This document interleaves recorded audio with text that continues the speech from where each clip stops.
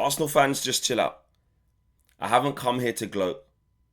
I haven't come here to stick the knife in. I haven't come here to give you another dagger. I've come here to talk to you. I've come here to ask you questions and find out what's going on. Because do not bottle this.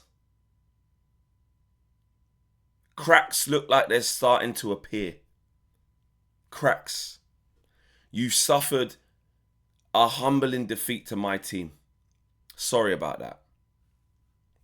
But I'm getting worried that you're going to let City back in. And I need you lot to reassure me that that's not going to happen. And worse still, well, it'd be worse still for you. It'd be worse still for you. Aston Villa. Can we just all agree that Aston Villa ain't going to be that guy? Can we agree that? Because the way you're moving is like you want to make a mountain out of a molehill. Okay? I've said repeatedly on this channel that I've got no problem with Arsenal win the league. I predict that Arsenal will win the league. I'm not like one of them Man United fans that's vying for that not to happen. And, against City, before Villa was a thing, do you know what I'm saying? You lot get your first title in 21 years, 22 years, whatever it is. Go get it. No problem. Yeah, you'll be annoying on social media, but go get it. You'll deserve it. You've been the best team. I've come on this channel, maybe naively as well as some of you. Arsenal, best team in Europe. Apologies. I've defended you. I've even defended you. Saying people are just hating on you. People just don't like to see you doing well. So they just cuss you and say the inevitable thing will happen. The bridesmaids, the coming second, the bottling, the pressure. And I'm like, nah. I give you the benefit of that. I said, listen, I think this Arsenal team's different. Guys, after what I saw on Sunday and in the last few games in the Premier League, I'm starting to tend to agree with people. Is this pendulum shifting? I need to know, Arsenal fans, is this pendulum shifting? Because when people are laying down their cases, even Arsenal fans, it's getting hard.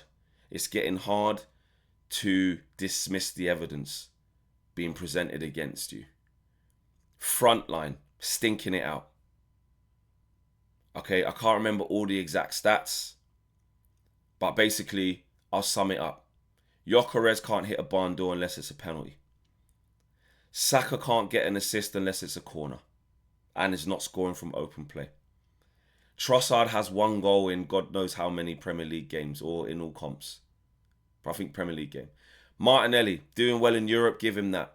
Not tearing up trees in the Prem. Madueke. Listen, kid started off well when Saka was injured at the beginning of the season. And we praised the squad depth and you praised the this, that and the other. But I told you, he ain't it. He ain't it. Okay, he's a different option, yes. You can go at guys, yes. But the output's never going to be there. You spent just over £50 million on him. Not good enough. Jesus. Now, as much as Jesus has got himself back fit and got those couple of goals against Inter Milan, that's one side of it. But the other side of it is, we know Jesus. I'm saying we. I'm saying me as a neutral. I'm saying the whole footballing world knows Jesus. And you Arsenal fans know Jesus. He's not that guy. Not in terms of output. You've seen, over the last 3 years, you've seen performances like that from Jesus.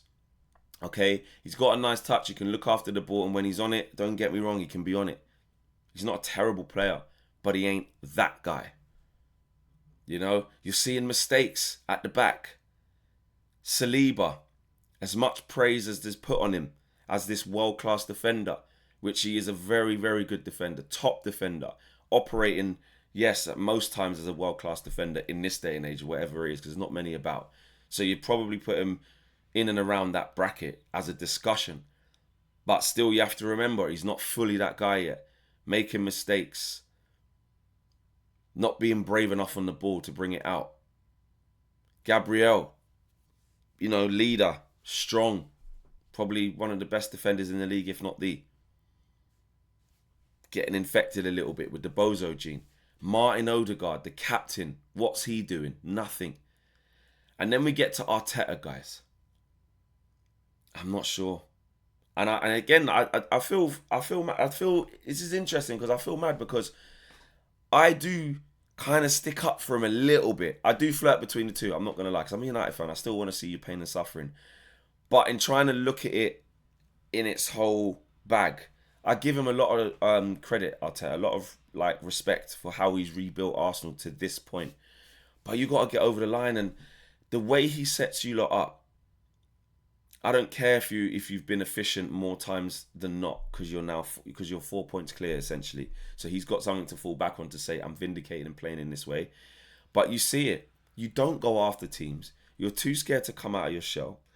You don't press, and it's like your team is built in the image of how this guy sees football, and I'm not sure he sees the game in the way you would like it to be seen as Arsenal fans.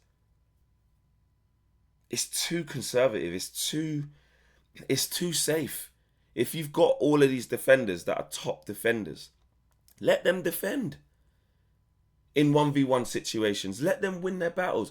If you got these players who are technically sound like Rice and Odegaard and Eze and Zubimendi's good with the ball at his feet, let them play. You got someone like Saka who's so conditioned. You talk about Pep who used to do it to wingers. He's so conditioned to take the ball, couple of half steps, wait for backup, and come inside. Or, have some combination plays. The odd time, yes, Saka will go right and use his right foot to cross. I'm not saying he's one-footed and won't go the other way. But I still feel like every single one of your attackers, as much as they might have a ceiling, they've still got another 15 to 20% more than this. The whole team, and I think the whole team has 30 to 40%, maybe even 50% more than this by letting the reins off. Honestly, I do. And I don't think it's a case of him, Arteta, going, I just want to keep it solid just to get over the line and then I'm going to change it. I think this is how he sees the game. I think this is him. This is the conditions he wants to set for you. So all I'm saying is, Arsenal fans, I'm asking the question, are you going to be all right with this? Is this task too big for you? Because City ain't great, bro. They're not. You saw the way we slapped them up last week. You saw what they've been on in the last few games. But if you keep giving them a sniff, they will take it. I'm telling you that now. Don't think that this season's too bad for them to activate. Because they will. And they might, and again, the league's not great where you could just keep imploding. Like, you got Leeds next in the league. Not easy, bro. Can't afford to draw that. Can't. You have to get back to winning ways. And that dead Kyrat team don't count. Don't bottle this, guys. I can't have Man City getting that league title. And you definitely can't be having Man City, or even worse still, Aston Villa getting that league title. One of a fix-up. Last warning, Arsenal. Last warning. I'm out of here. Peace. Let me know what you're saying, Arsenal fans.